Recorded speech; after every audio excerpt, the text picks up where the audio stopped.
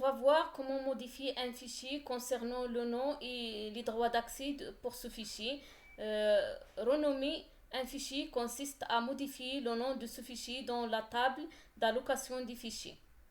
Donc, nous pouvons utiliser différents outils pour faire cette manipulation, soit par l'utilisation de l'interpréteur de commande intégré au système d'exploitation Linux. Aussi, les interfaces graphiques nous permettent également de le faire par l'outil renommé, ou bien à l'aide de fonctions proposées par des langages de programmation qui changent directement le nom des fichiers. Au langage C, la fonction correspondante s'appelle rename. L'ancien fichier est renommé par un nouveau fichier. La commande move puis le premier paramètre fichier ancien avec le deuxième paramètre fichier nouveau exécute la même action depuis l'interpréteur de commande. On va voir maintenant comment modifier les droits d'accès d'un fichier. Nous avons déjà eu l'occasion d'utiliser chmod dans la ligne de commande, mais cette fois, on va utiliser comme un appel système. Cet appel système prend deux paramètres. Pour le premier paramètre, c'est le nom d'un fichier.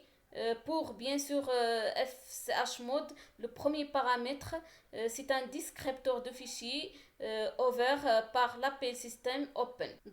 Pour le deuxième paramètre, ce sont des nouveaux droits dans les deux cas sont donnés par le paramètre mode et prennent les mêmes valeurs que le troisième paramètre de la primitive open. Donc, on va modifier le nom de ce fichier test par un nouveau nom qui s'appelle par exemple test 1.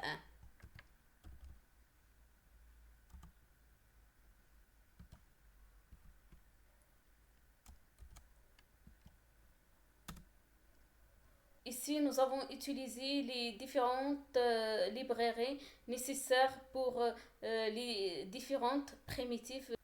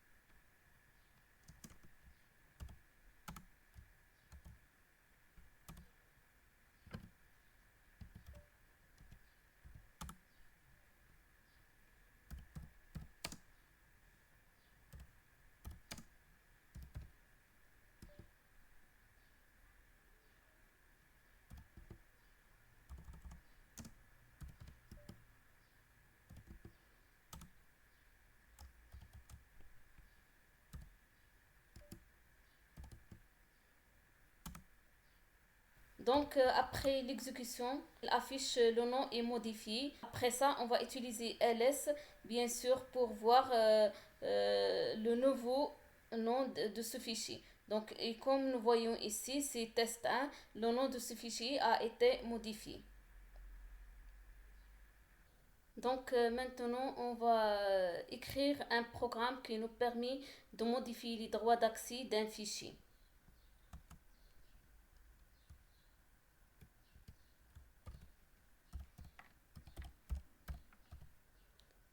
Nous avons écrit ici les différentes librairies nécessaires pour le fonctionnement de ce programme.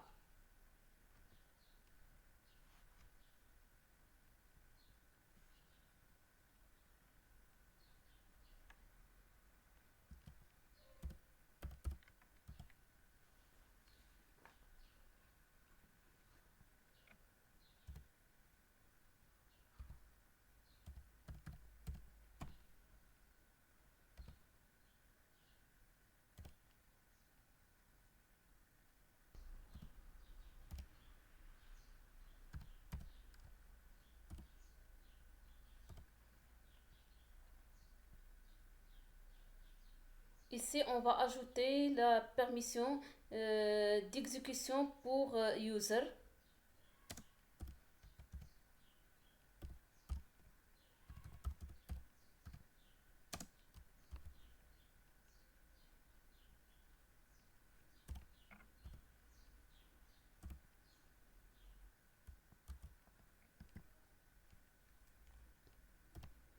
Donc, on va enregistrer ce fichier et quitter l'éditeur VI.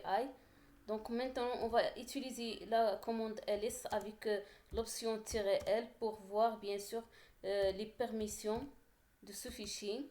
Et comme nous voyons ici, donc il y a R et W pour le propriétaire. Donc, maintenant, on va tester la compilation.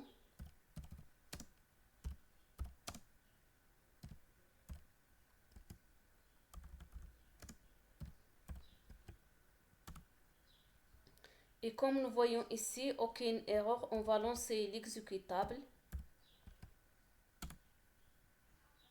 Donc maintenant, on va utiliser ls pour voir la modification des permissions. Et comme nous voyons ici, donc la modification des permissions de RW par bien sûr -x.